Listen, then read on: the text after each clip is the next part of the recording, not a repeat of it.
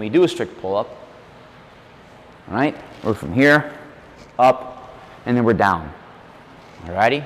When we do a strict pull-up, a couple things. Thumbs go underneath the bar. The pinky knuckle will go on top. And the pinky knuckle goes on top because that helps externally rotate the shoulder. When we externally rotate the shoulder, so here's external rotation, internal rotation. When we externally rotate the shoulder, we take up slack in that very mobile yet very unstable glenohumeral joint. Okay? So from here, boop, is way better than this. Okay? You got a lot more stability in this position. Clients are going to hang dead and then pull. Chin comes up over the bar, and then we come down.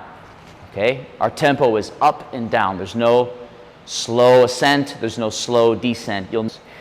What happens if people can't do a strict pull-up? And there's plenty of people who can't, and that's okay. If people can't do a strict pull-up, the sequence that we use to scale a pull-up is the negative that follows this. So bring a box and put it behind their bar. I'm just going to use the J hooks just so they don't have to transport so much equipment around. Okay, so let's imagine that I've stepped on top of my box. I'm going to hold over the bar, step off my box, and then come down 5 seconds. At the bottom of that 5 seconds, don't touch the ground yet, and then come down. Okay? Or have them reach up on top of the box. If they can do 5 reps with body weight easily, I would encourage them to grab a weight belt. Okay? We can grab a weight belt to help overload the negative. Your body has a lot more eccentric strength. In other words, the muscle will contract and lengthen at the same time than it does concentric strength. The muscle contracts and shortens at the same time. So if we can overload the eccentric, the concentric becomes stronger. Alrighty?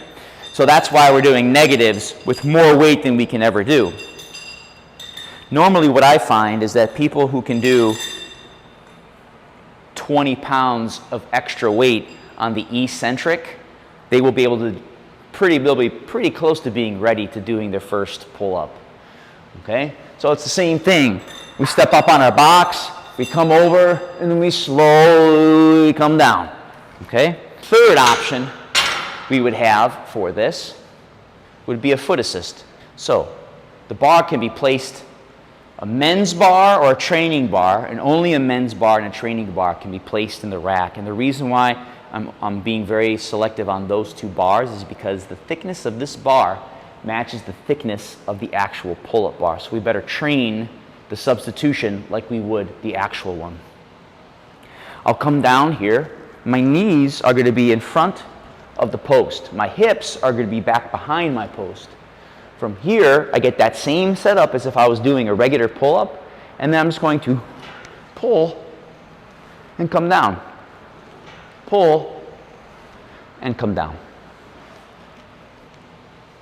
Those are all of our scale options for the pull-up.